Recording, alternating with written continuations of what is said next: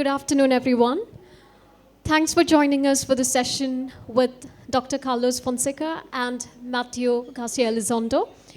And today we will be discussing about the new trends in Latin American literature. I hope I'm audible. Am I audible? So, as we know, Latin American literature has contributed so many literary genres such as magical realism and the philosophical short story. And today, we have two contemporary authors with us, and we're going to look at the trajectory of the shift in themes and the content and the narrative styles in Latin American novel. So first, could we start by talking about, say, for example, some of the major authors and their works, which over, say, for example, from the 1940s through the bloom in the 1960s through to the present, have cast such an influence on you, and perhaps maybe how you can talk about how you connect to some of the characters.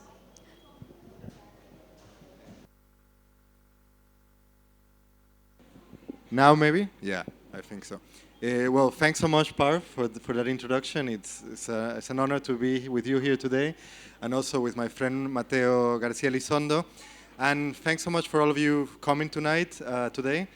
It's very impressive to see how literary Kerala is, and I have been actually touched to see how Latin American Kerala is. We have met so many people that have read so much Latin American literature, people that have quoted by heart not only Garcia Marquez, but authors like Cortázar or authors like Mario Vargas Llosa. So it's striking to find here like so many readers of Latin American literature.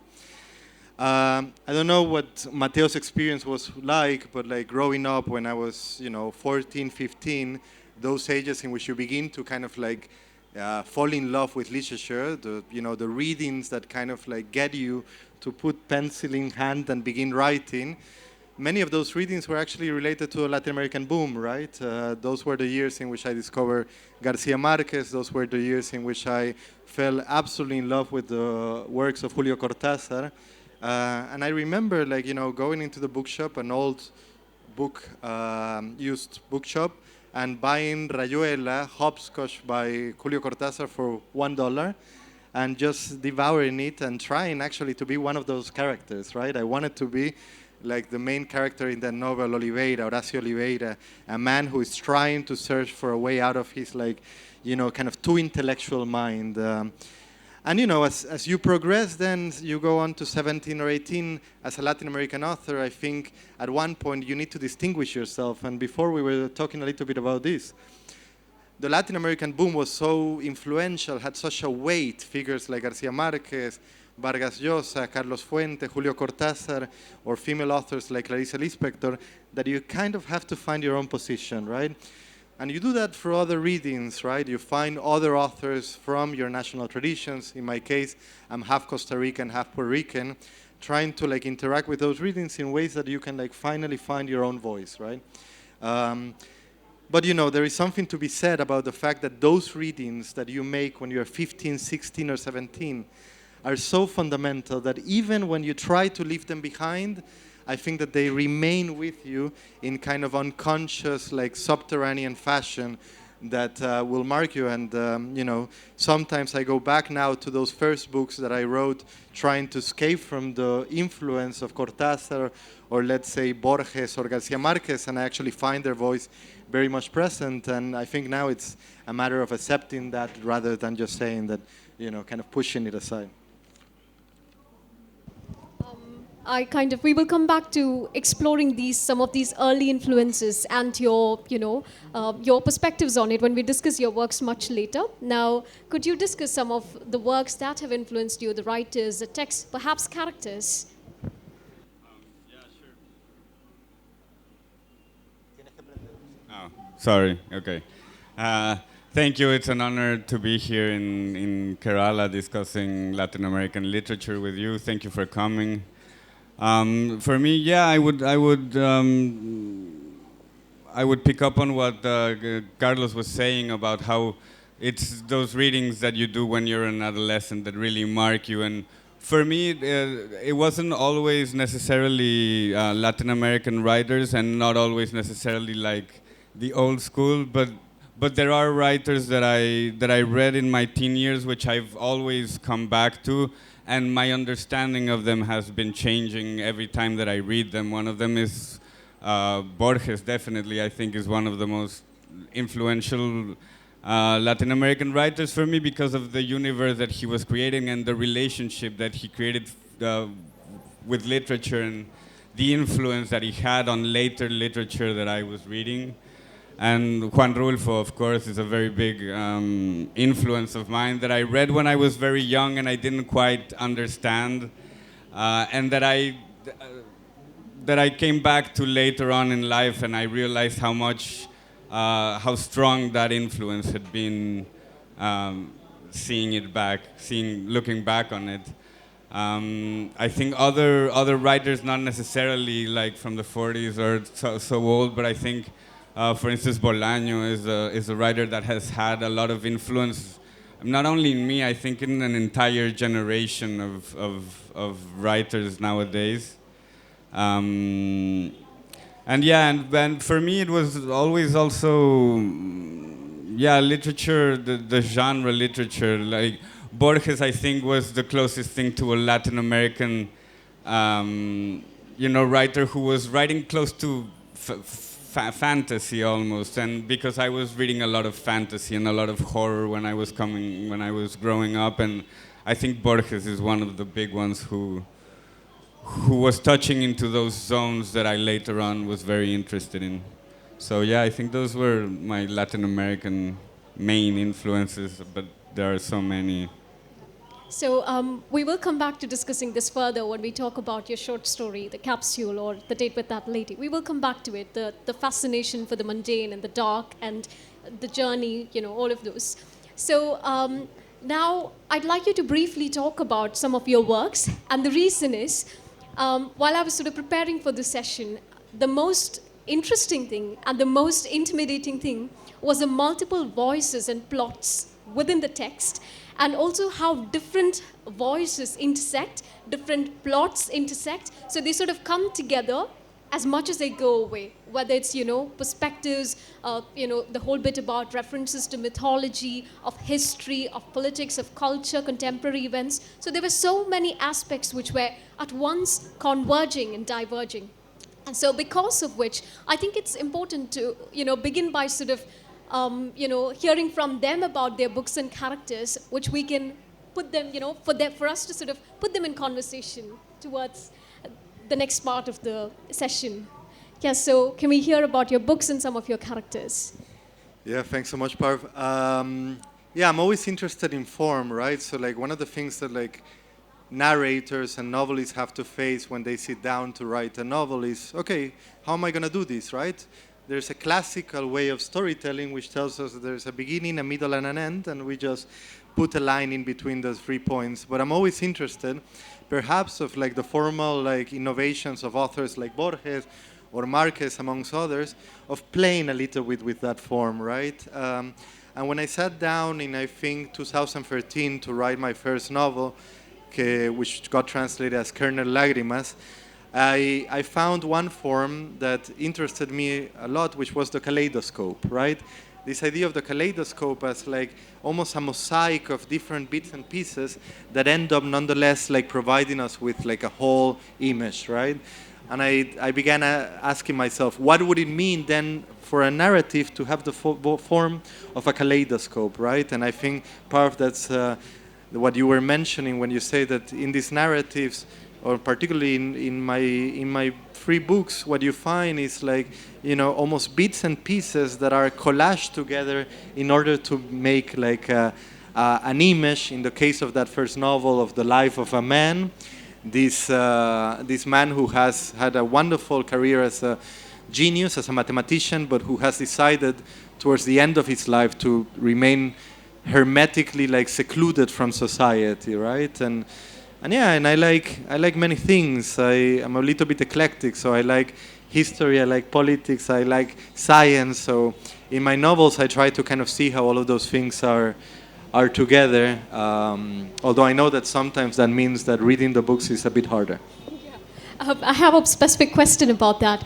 In that particular book, Colonel Lagrimas, you sort of bring together the mathematical, the literary, the philosophical. So as he said, it's a story of an academic who at the heights of his career leaves the academia to live as a hermit.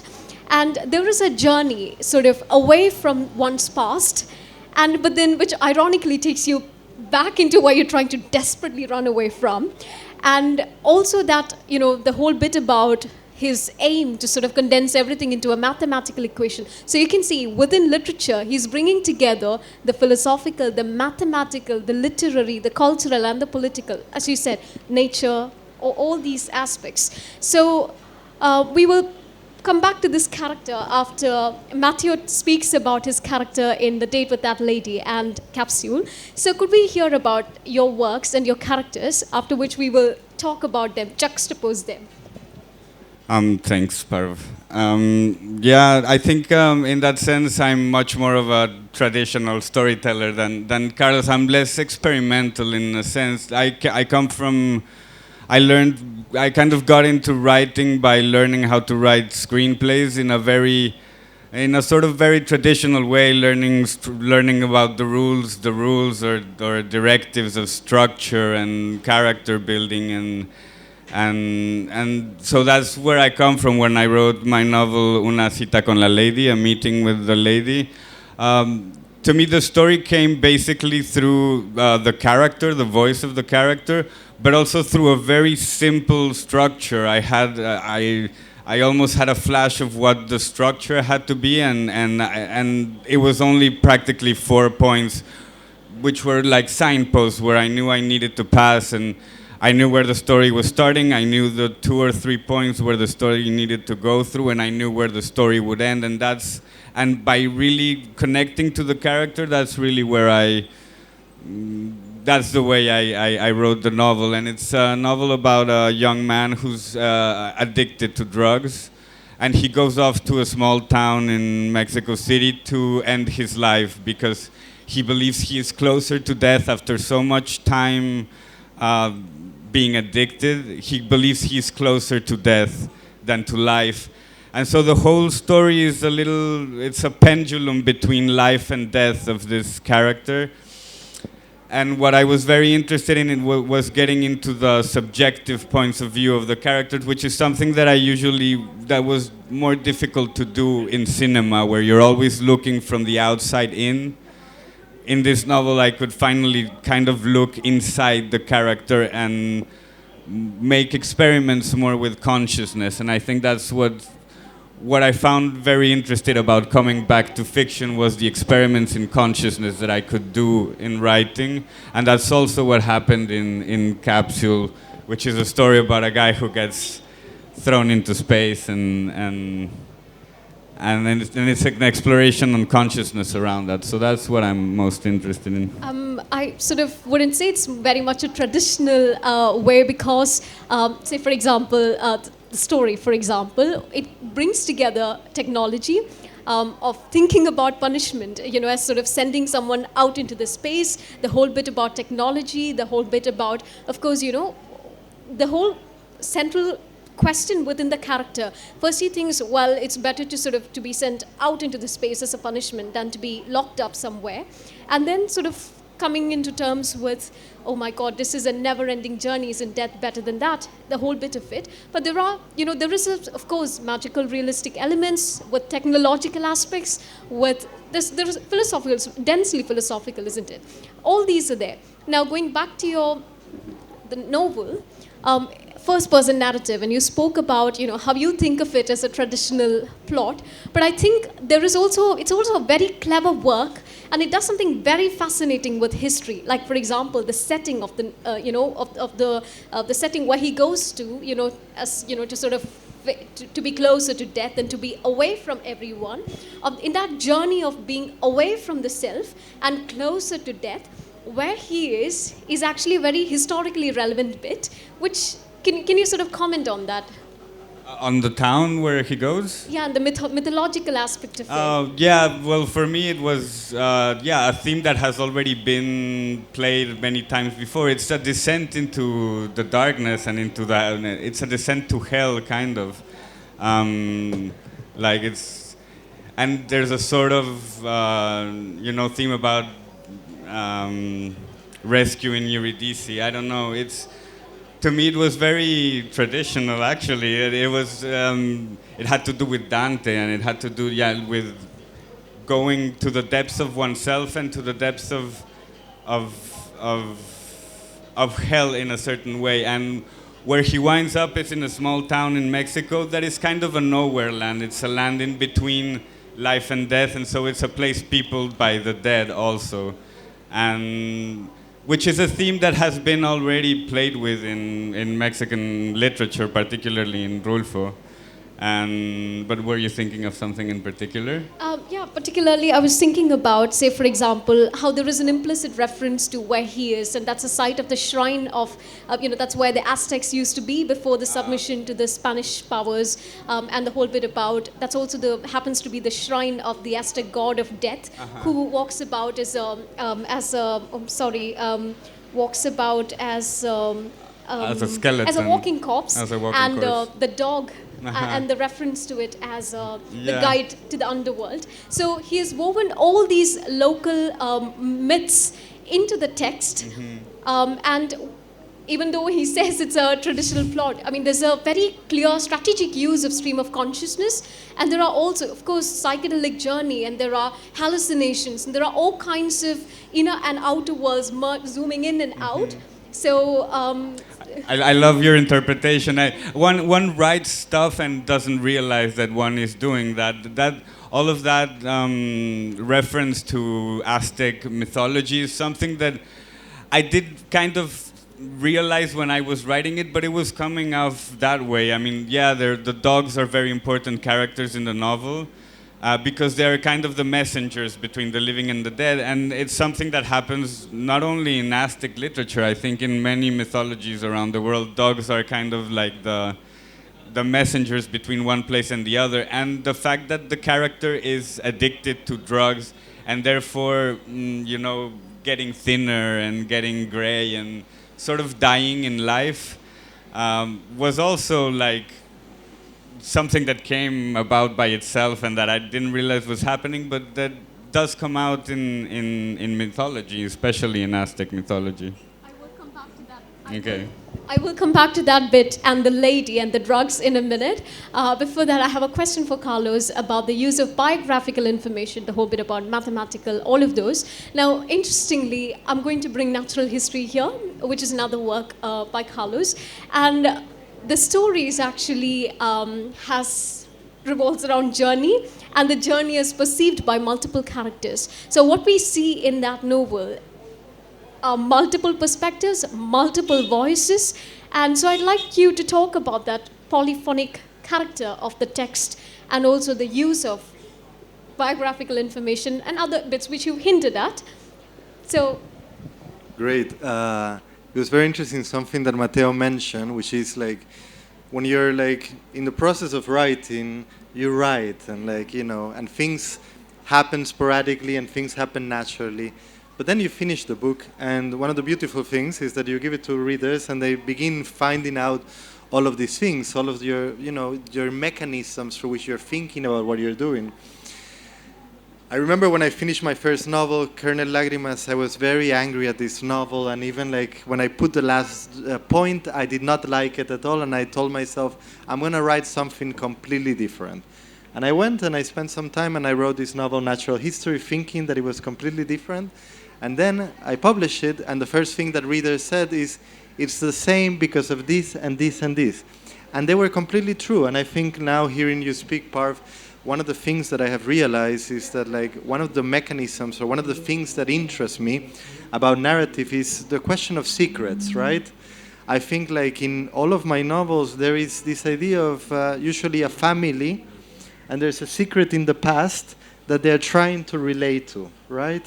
And this leads to this idea that there might be different ways of narrating that secret in the past that remains buried, right?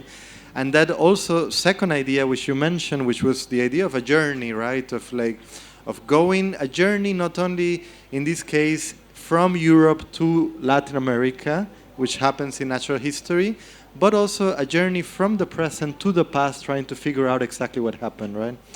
So I think in natural history, I was just very interested with this story of this family that in the 1970s goes to Central America, where I am from, and joins a sort of anarchist commune or sort of sect in the middle of the jungle.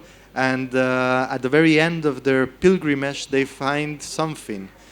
And each of the members of the family sees something different. And they spend their whole lives trying to react and trying to digest what they saw, right? And I felt that the novel could kind of follow each one of the characters and try to trace a mosaic around that family. Before I sort of take you back to the whole bit about the drug and the lady bit in the novel, I'd like you to sort of bring together your characters, their journeys, their exploration of of trying to be closer to death, and an escape from the past, and a kind of that contradictory journey into the past, ironically, which is ironic as well. So could you sort of put your characters in dialogue, put perhaps maybe the character of Capsule or the novel in dialogue with your character?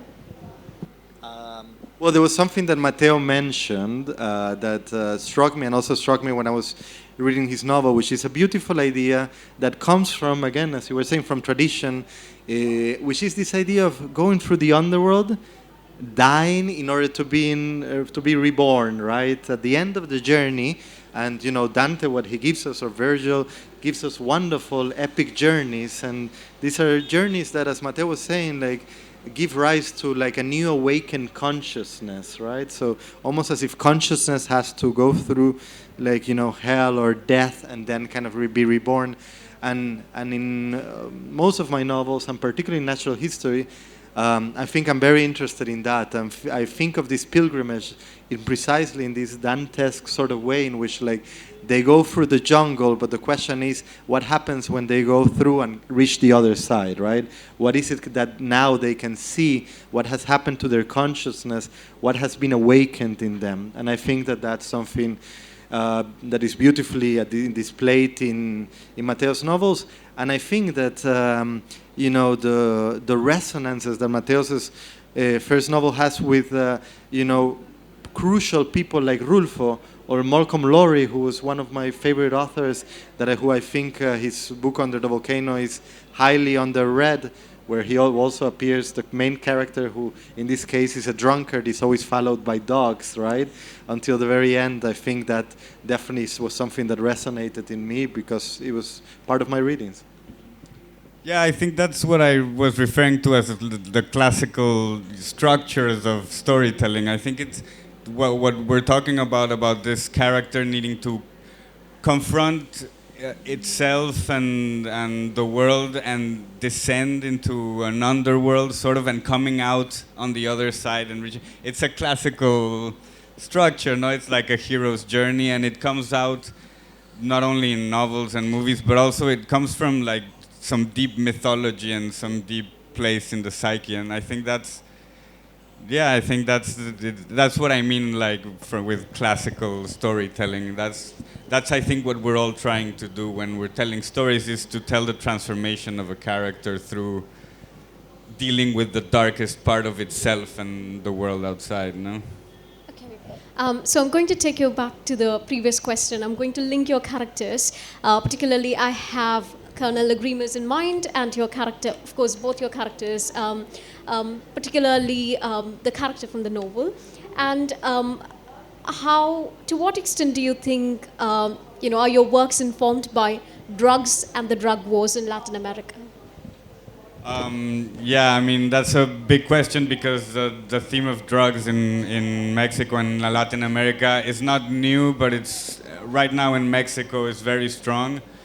The thing is, most of the stories that are told in Latin America about drugs are told about the traffic of drugs and they're sort of like, I always say that they're sort of a retelling of the Western, of the outlaw and the crossing borders and contraband, and they're more these sort of adventure thriller stories about contrabanding drugs and being an outlaw.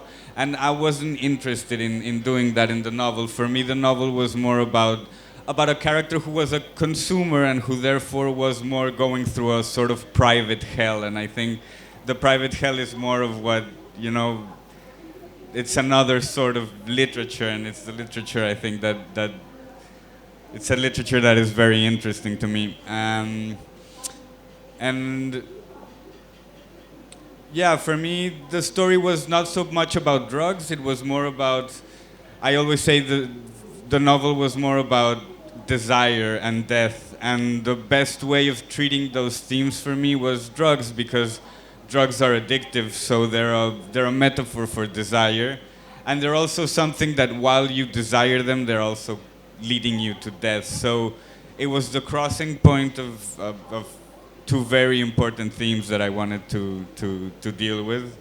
And that's why I ended up telling a story about a heroin addict.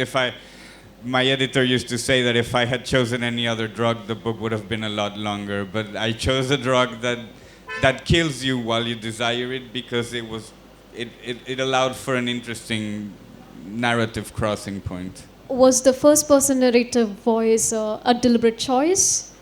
Yes, that's the way the novel came to me. Practically, the idea for the novel came with a character that started telling me what his plan was, and the character was literally saying, I am going to this place and I'm going to try to kill myself. And I knew that it was going to be harder than the character thought, but it came with the voice, and it was very important that it be told, yeah, from a first-person perspective, and that the whole journey was told from a first-person perspective, and the narrator wouldn't always be sure of what was happening. That was kind of the point of the book. Okay, thanks for that. Now, I'm sort of taking it back to your novel.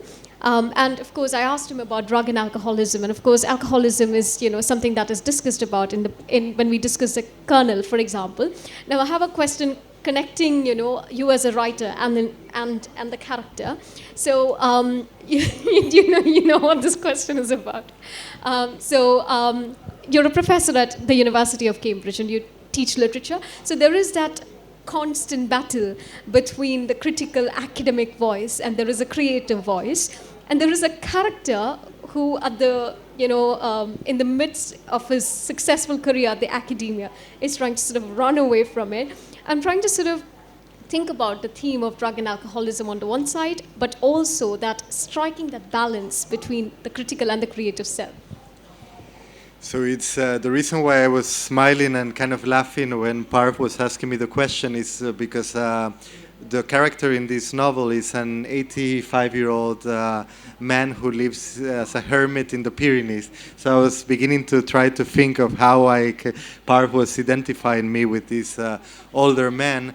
But you're completely right, and it actually has to do with something that I don't often tell, but it's the story of how actually I got to literature. So I mentioned before when I was 15, 16, I began reading literature, these different Latin American authors. But at the same time, I actually was very much into mathematics. And I was, the dogs that are following us to hell. That's not a good sign. At that time, I was actually like fascinated with mathematics, and I was competing in these international Olympiads, and actually the scholarship that I received to go to university was in order to do mathematics. So at one point I decided that I wanted to like do literature, very much to the dismay of my parents, of course, who wanted me to be a mathematician. But I think that when I sat down to write my first novel, I returned to that world of mathematics, and I remember an anecdote that one of my best friends who became a mathematician had told me about, which was the life of this fascinating genius called Alexander Grothendieck.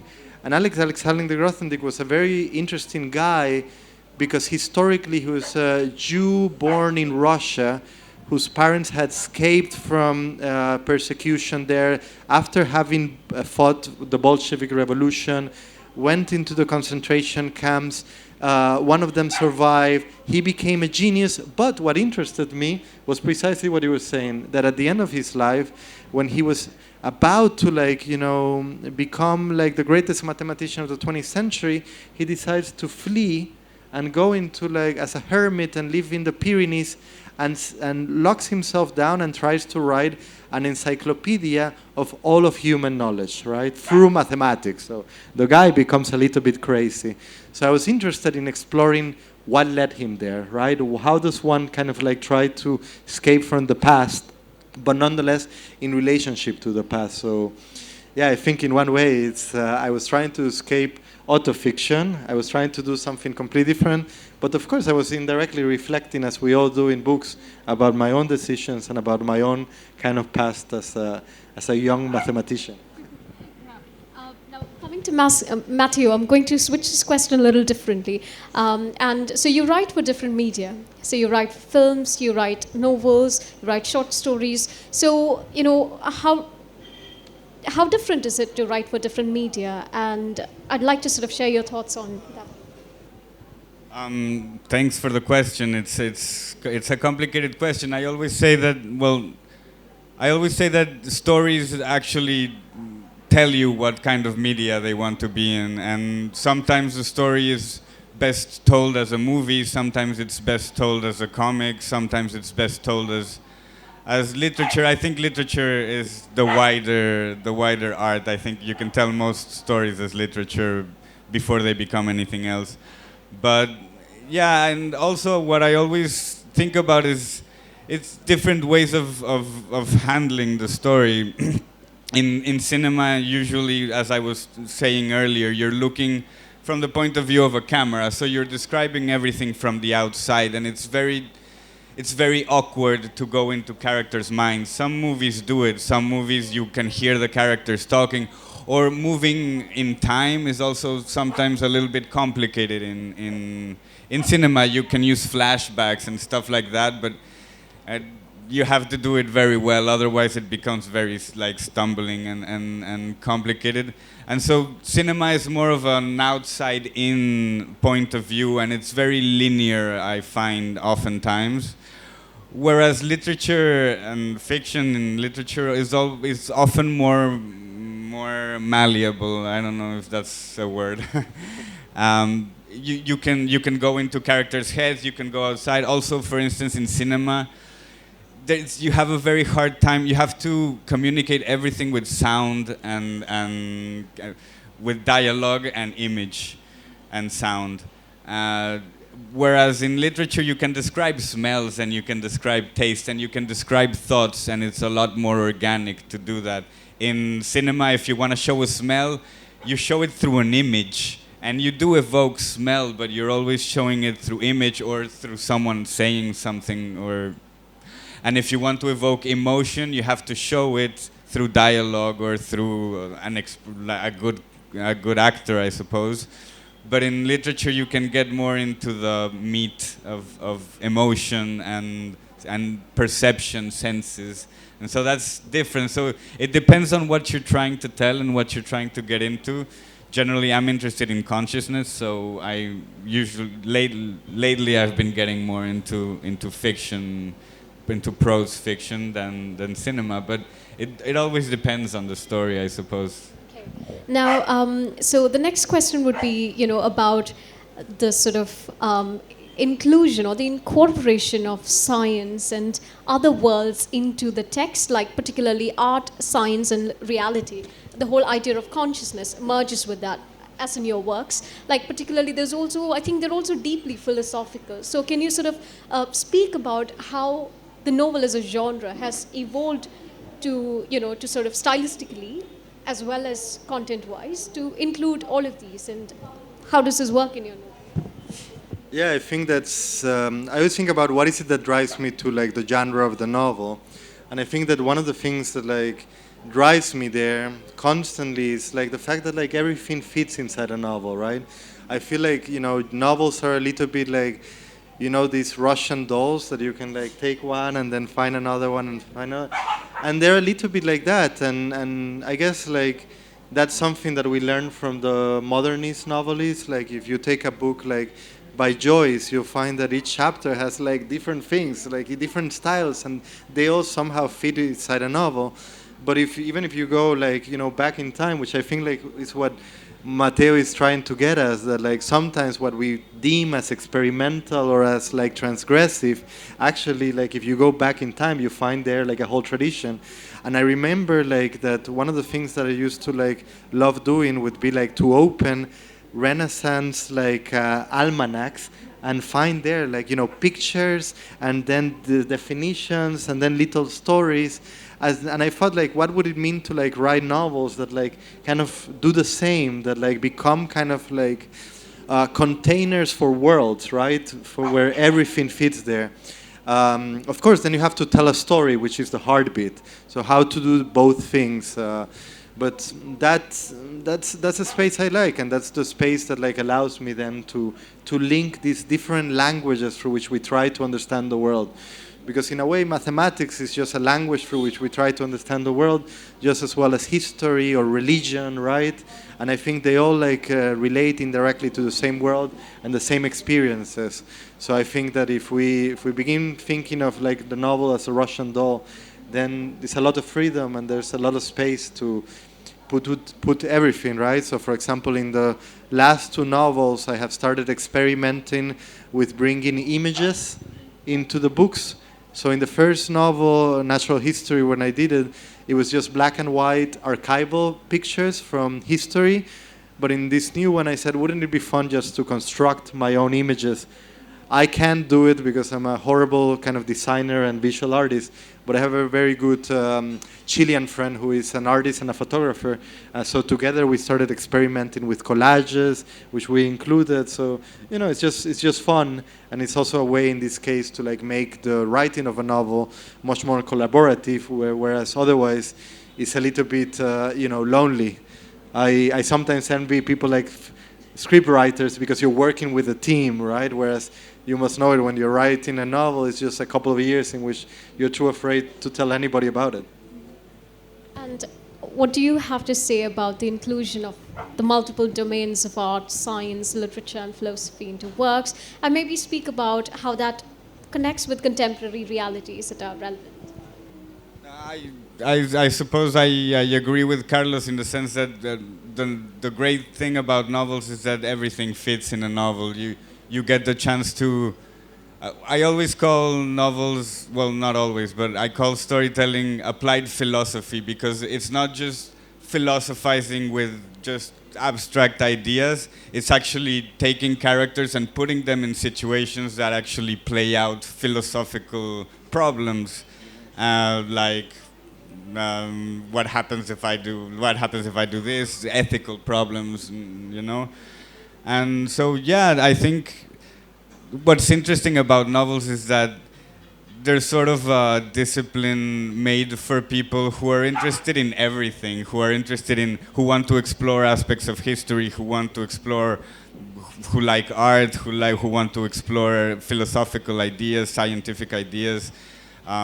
Science fiction in particular is something that I think is an important tool in imagining the future and in considering future. And literature itself is a sort of, I always see it as a sort of virtual reality. It's a sort of lab for experimenting with situations and ideas, and so everything comes in, and if it doesn't, something's missing, It's the great thing about literature. It's just a big playground, and you can throw everything that interests you in it. So, and it's the ultimate sort of play of consciousness. It's like everything that consciousness can deal with, you can put into a novel. So that's what I love about literature.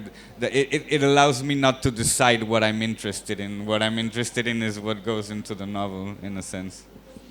Kind of reminds me of this article by Pascal Casanova, where she speaks about parallel territories, where the text as an entity has so many worlds within it, and it's situated within a local, national, a global world literature. Multiple worlds coexist and inhabit and converge and diverge.